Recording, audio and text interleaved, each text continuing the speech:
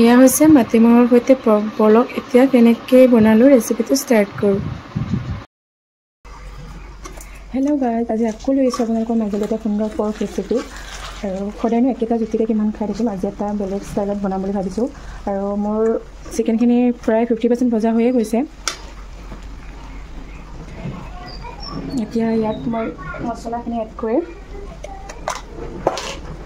আৰু গাহৰিটো কিন্তু বনোৱাৰ আগত সিজাই ল'ব লাগে। মই সদায় বইল কৰি লওঁ। আৰু এয়া মই জিৰা গুড়ি ঘৰতে বনাই লৈছোঁ। জিৰা শুকাই লৈ মিক্সিত ঘৰতে পিচি বনাই লৈছোঁ। সুন্দৰ এটা স্মেল আহে। আৰু এতিয়া অকণমান দি দিওঁ গৰম মছলা। গৰম মছলা মই বনাই থাকোঁতে অকণমান দিওঁ আৰু শেষতো অকণমান দি দিওঁ।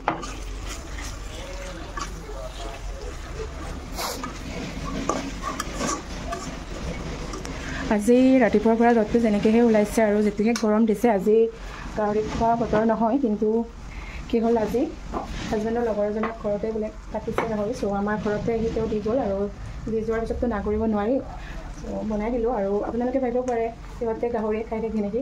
তেনেকুৱা নহয়, এসপ্তাহ 10 দিনৰ মূৰত খাওঁ। আৰু কিন্তু এইটো সপ্তাহত 3 দিন হ'ব আজি। কেতিয়াবা এনেকৈ হৈ যায়। আজি খোৱা কোনো প্লেনিং নাছিলে, দি যোৱাৰ কাৰণে বনাই দিলোঁ। আৰু যোৱা এদিন খালোঁ কচুৰে আৰু এদিন খালোঁ মেচকা টেঙাৰ পাতেৰে। আজি খাম মাটিমাহৰ দাইলৰ সৈতে। মই চিকেনখিনি প্ৰায় ভজা হৈয়ে গৈছে, গোটেইখিনি সিজিয়ে গৈছে। এতিয়া মই ইয়াত এইখিনি মই মাটিমাহৰ দাইলখিনি কুকাৰত চিটি মাৰি লৈছোঁ। আৰু এতিয়া এইখিনি ইয়াতে দি দিম। সদায় একেটা ষ্টাইলত খাই ব'ৰ লাগি যায়। সদায় মানে মাজে মাজে কেতিয়াবা বেলেগ বেলেগ ষ্টাইলতো খাব লাগে। আৰু মাটিমাহৰ দাইলেৰে মই আজি ফাৰ্ষ্ট টাইম খাম। হাজবেণ্ডে খাই পাইছে, খাই বুলি বিৰাট টেষ্টি হয়। চ' ভাবিলোঁ আজি ময়ো বনাই দিওঁ। জুইটো এতিয়া অকণমান বঢ়াই দিওঁ। আৰু এইখিনি এতিয়া কিছু সময় ভাজি ল'ম।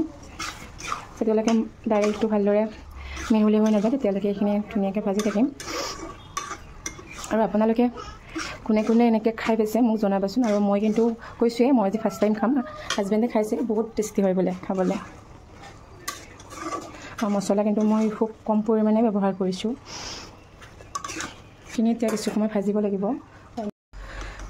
দাইলখিনি দি 10 মিনিটমান এনেদৰে ভাজি ল'লোঁ। এতিয়া ইয়াত গৰম কৰি ৰখা পানীখিনি এড কৰি দিম। আৰু ইয়াৰ বেটাৰখিনি দেখিছেনে, দাইলখিনি খুব ধুনীয়াকৈ গলি গৈছে। আৰু এতিয়া ইয়াত গৰম পানী এড কৰি দিম। এতিয়া আকৌ 20 মিনিটমান উতলিবলৈ ৰাখি দিম।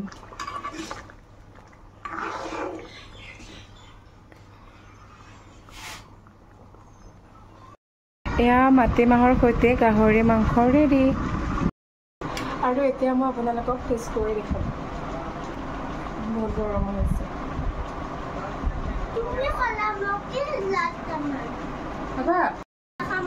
চিকেনে খাম মা। আৰু কালাৰ চাওক ইমান ধুনীয়া হৈছে।